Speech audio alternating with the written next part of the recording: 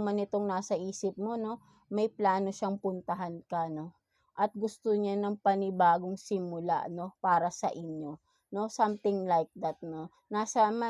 Ang nakikita ko rin kasi dito 'no, sabihin natin 'no, meron din dito na pabago-bago ang isip 'no, something like that 'no. So, meron kang tao rito na pabago-bago ng isip, maybe palagi na lang on and yung on and off 'no, hot and cold 'no, something like that 'no, merong gano'ng person dito.